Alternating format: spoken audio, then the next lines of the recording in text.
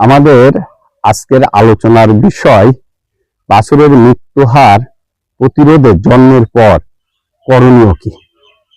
আমাদের খামারি ভাই বোনদের খামারে বাছুরটা কিন্তু তার সম্পদ, কিন্তু অধিকাংশ খামারে দেখা যায় আমরা এই বাছুরটাকে ঠিকভাবে বাঁচিয়ে রাখতে পারছি না, যে কারণে খামারগুলো লোকসান হচ্ছে এবং আমরা ঠিকভাবে লাভজনক খামার তৈরি করতে পারছি না।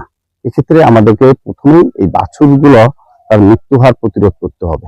এই জন্য আমরা যে জিনিসগুলো করতে পারি, প্রথম যেটা করতে হবে যে আমাদের বাছুরটা আপনারা দেখবেন যে সে জন্মগ্রহণ করার আধা ঘন্টার মধ্যেই সে কিন্তু উঠে দাঁড়ায়। এক্ষেত্রে আমরা যেটা চেষ্টা করব, সঙ্গে সঙ্গে এই গরু বাছুরকে শাল দুধ খাওয়ানোর। এটা আমরা 1 ঘন্টার মধ্যে শাল দুধটা, এবং এই শাল দুধটা 24 ঘন্টা পর্যন্ত থাকে। একটা ফিজিয়ান গরু সে 14-15 লিটার দুধ দেয়। সেক্ষেত্রে আমাদের বাছুরটা কিন্তু এই পুরো দুধ খেতে পারবে না। আমরা কি করি, এই দুধটা দহন করে ফেলে দেই, কিন্তু এই শাল দুধটাই কিন্তু এই বাছুরের সারা জীবনের সম্পদ এবং তার শরীরের অ্যান্টিবডি হিসেবে কাজ করে। এই জন্য আমরা যেটা করব, এই দুধটাকে সংগ্রহ করে ফ্রিজিং করে রাখবো এবং পরবর্তীতে এই দুধটা আমরা আবার ঠান্ডা করে পরবর্তীতে গরম করে এই বাছুরকে খেতে দিব।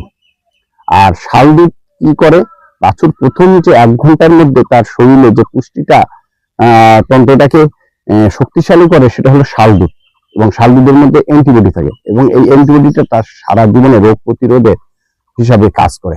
আমরা চেষ্টা করব এই যে 24 ঘন্টার মধ্যে 3-4 বার আমরা এই শাল দুধটা খাওয়ানোর। এছাড়া আমরা যেটা করতে পারি, বাছুরের যে নাভিটা, এটা আমরা ভায়োডিন, প্রোভিডন আয়োডিন আছে, এটা দিয়ে ভালোভাবে নাভিটা পরিষ্কার করে দিব। এবং আমরা দেখব যে বাছুরটার যেন নাভিটা এই গরুটা কোনোভাবে চাটাচাটি না করে, তাহলে এতে ন্যাভালিন বলে যে একটা রোগ, জয়েন্টিস বলি, এটা হবে পরবর্তীতে। তা আমাদের ক্ষেত্রে কিন্তু বাছুরের মৃত্যু হার বেড়ে যেতে পারে। এই জিনিসটা আমরা খেয়াল করব। আরেকটা যে জিনিস আমরা খেয়াল করব, বাছুরকে তার বডি ওয়েটের 10% দুধ খাওয়ানো। অর্থাৎ আমাদের যদি একটা ফিজিয়ান বাছুর যদি 35 থেকে 40 কেজি ওজন হয়, 3.5 থেকে 4 কেজি আমরা দুধ খাওয়ানোর চেষ্টা করব। আবার কোনো কারণে যদি অতিরিক্ত দুধ খেয়ে ফেলে, সেক্ষেত্রে কিন্তু আবার কাপ স্কোর বা সাদা দুধ পায়খানা করে। এর কারণেও কিন্তু আমাদের অনেক বাছুর মারা যায়।